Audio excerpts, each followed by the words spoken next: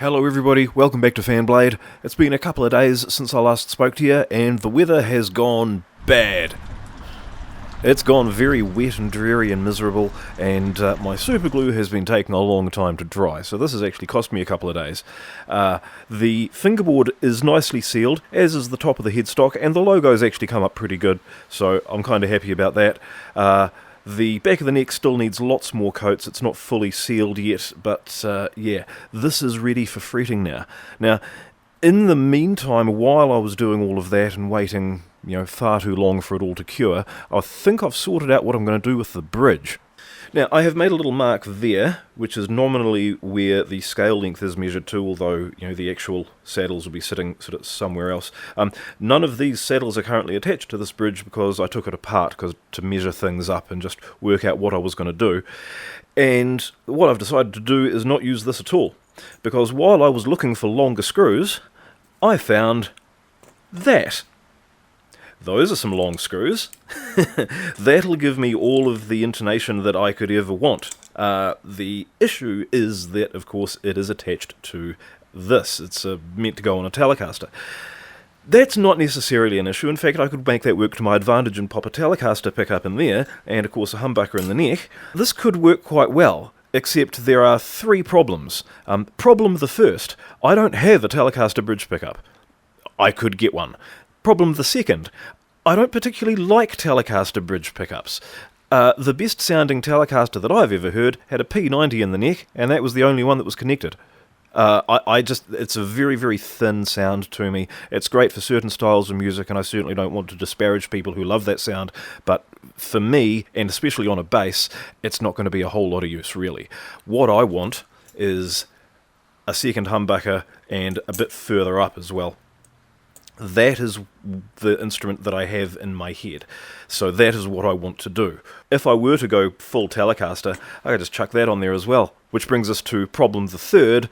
I'm trying to distance myself from the whole Fender thing. And that's a step too far.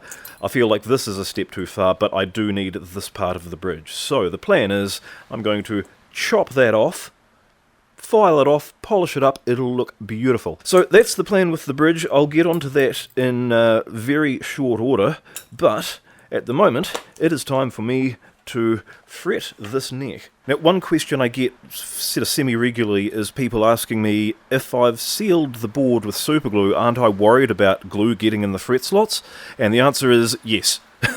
Yes, that is a legitimate problem. So every half a dozen or so coats, I will go through and actually just recut the slots. I'm very careful each time I sand in between coats. I've got to vacuum out the dust, because if you then put glue and you glue the dust in there, you'll seal the whole thing shut, and we can't have that. These slots are still open. They are still exactly where they were when I first measured and cut them, but they do need to be wider. So I will be coming in with a fretting saw just to widen those slots, and because I'm a little bit worried about the fret saw sort of skating over my nicely polished fingerboard, I'm going to actually widen the openings just with a triangular needle file, just to make the opening a little bit wider so that the fret saw tracks a little bit more true to the slot that's already there.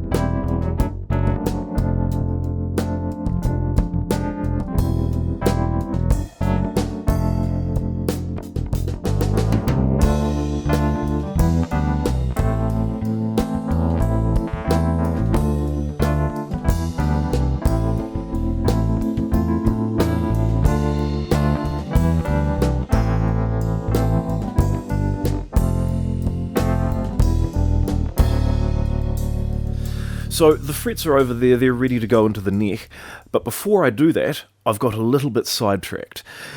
This old thing here, I came across this when I was cleaning out the garage, and it is an ancient drill press. You mount a power drill on the front of it, and you can drill holes. Now, it would not be that much work to turn this into a fret press. In fact, I've even bought a 12-inch radius fret pressing block, which I just make a little adapter thing there and a piece of wood on a sliding rail with some foam or something on it to protect the neck, and suddenly I've got a fret press. That's fun. It would need to be mounted to the bench though, to stop it from sliding around and tipping over and stuff. So it's got mounting lugs, and they are 200 mils apart. Now, I actually already have some 200 mil holes in this bench. There's a vise. It's got 200 mil mounting holes. And there's also a couple of problems with this setup as it is, which I'd quite like to fix, because I primarily use this thing for metal work, and I've got an angle grinder, and I'm always sort of cutting and grinding and sending showers of sparks out there directly into the cupboard where I keep a whole lot of flammable things. Yeah, that's not great. I've been wanting to change this around for a while. So, this vise can go, but then I have the problem. If this is mounted on the bench right there, then of course I can't even open the cupboard. So, the vise can go, the cupboard can go. I don't know where I'm going to put the cupboard, but I do know where I want to put the vise. So this vise is fine, but it's not quite big enough for everything that I want to do.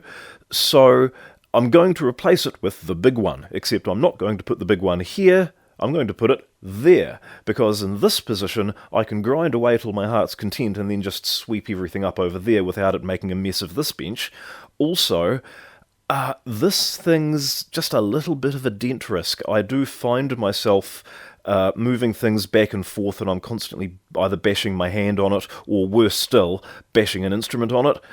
Like, it's only happened once, and that was enough. I'm not really happy with this being right in this position, so I'll open up a little bit more bench space. I'll put the big vise where it's nice and handy. I won't have to wander over there every time I want to use it, but then I still have to find somewhere to put the flammable goods cupboard. So at this point, I have a choice between building a fret press, shifting two vices, finding a new patch of wall to drill a cupboard into, and then mounting that fret press, or I could simply bash them in like I always do.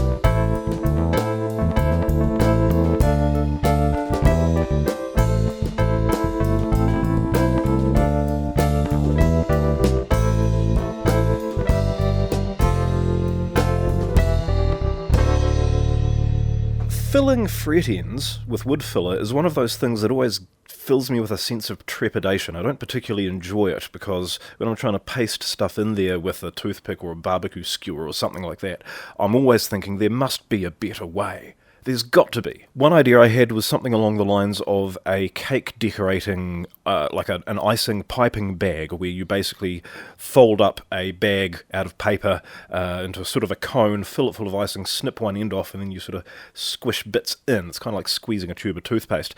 But then I thought, no, intravenous drug users have a better idea. Syringe! This is great. It's like a miniature corking gun. You just sort of squidge a bit in, as you go, and this one even came with a little tube which I've folded over with a cable tie, so that when you're done, just pop that end off and that'll seal everything off and that'll just be ready to go next time you want to use it. So yeah, that was $6.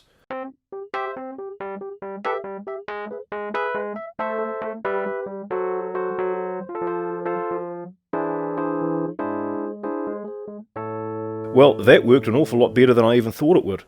That's an absolute game changer. I'm going to have to get myself a few more of these because I want to use different colours and things. So yeah, I might see if I can get them on AliExpress for less than $6 each. I don't want to import too many of them though. I might wind up on some government watch list somewhere.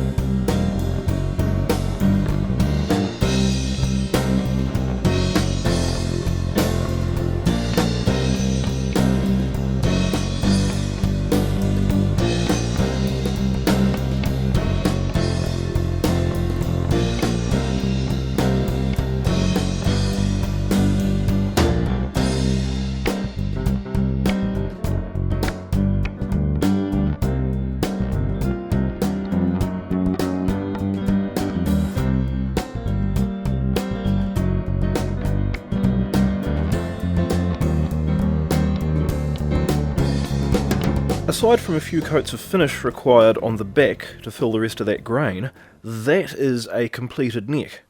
I would have said it was a finished neck, except that it's not finished being finished. You know what I mean. Obviously, when I filed off the ends of the frets, I took a little bit of the stain with it. It's not really a problem. You just saw me add a few more coats just to bring that colour back. And then subsequent coats of finish will sort of seal that off. And then the very final polish and shine will blend all of that together. So that's going to look pretty seamless. Feels good in the hand. It's going to come up an absolute treat. So now it is time to clear the bench and put it on the body.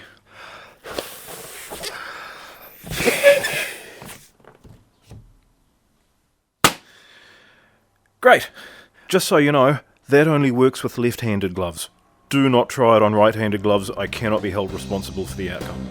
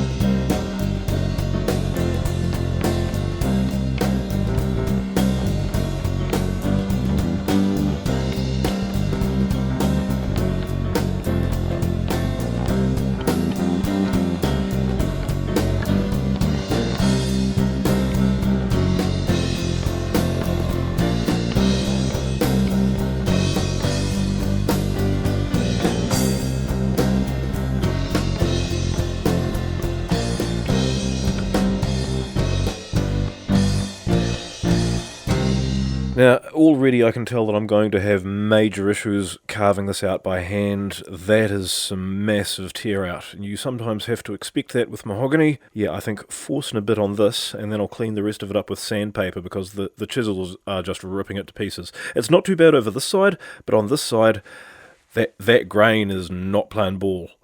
And mahogany does that. The grain likes to change direction, which gives it its distinctive look. Also makes it a proper pain to work with sometimes. So, yeah, got to go to plan B.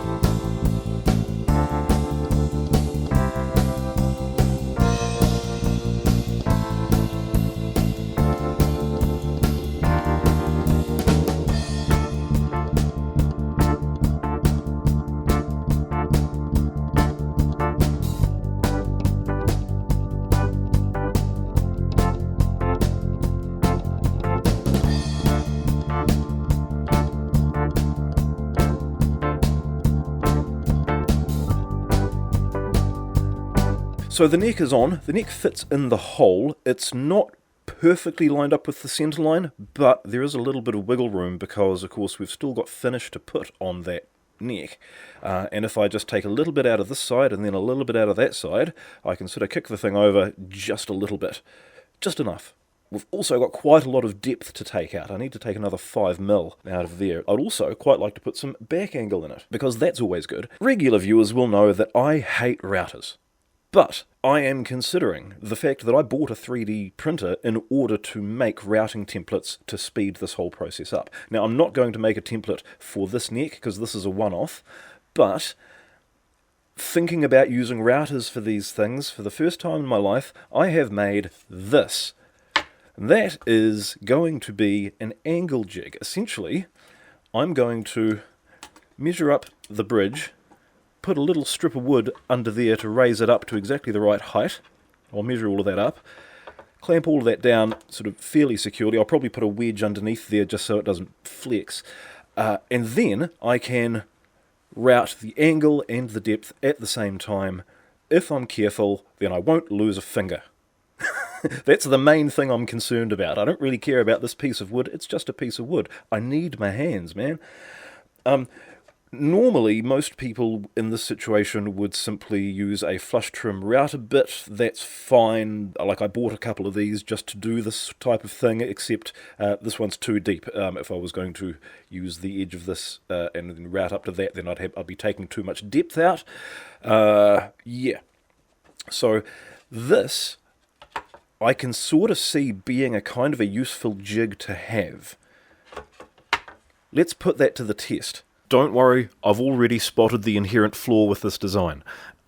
So there's my mark for the bridge. That would be lining up with the inside corner of this, which is going to sit at about there somewhere, and then of course it angles back.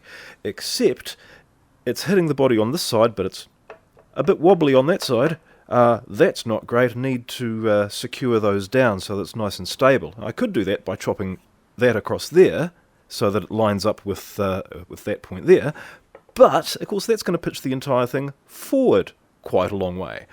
Then I started thinking about the actual angle that I'm going to cut here, and I realised that I'm not cutting an angle from the top of the bridge there to the top of the body there. I need to cut an angle from the top of the bridge to the end of the neck, which means propping this up quite a wee ways. I'm going to have to draw this out full scale and measure these angles and measure these dimensions, because I need to pop a little, basically I need to block this up on each side to stop it wobbling, but that height adjustment has to be correct, and then of course I will need something equally accurate right in the middle to stop it from flexing, so that I can clamp it all down nice and hard so that it doesn't go flying off and take out my abdomen or any piece of it. So, yeah, I have to design a thing now.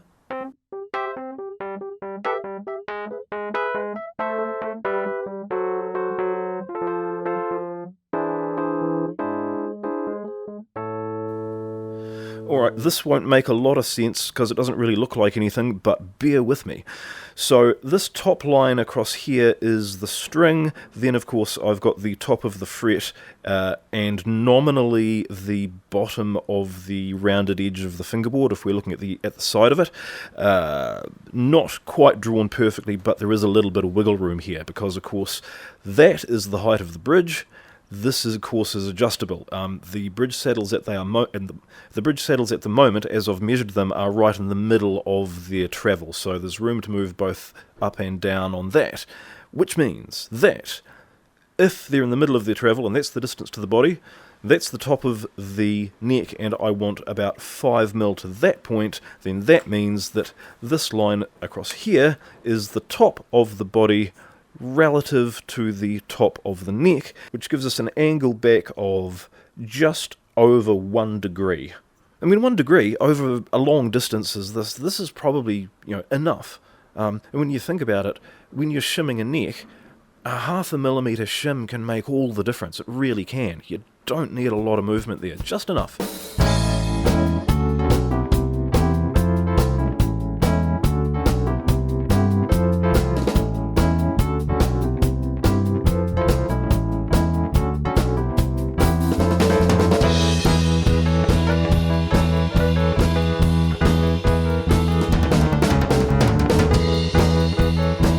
Now, if the question is, do I trust it? The answer is, of course I don't bloody trust it. Goggles on, let's see how badly this goes.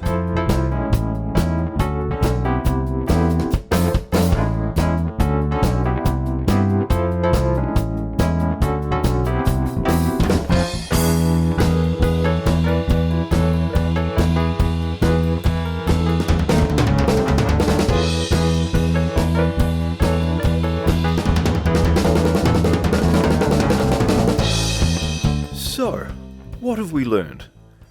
Well, they say you should do one thing every day that scares you.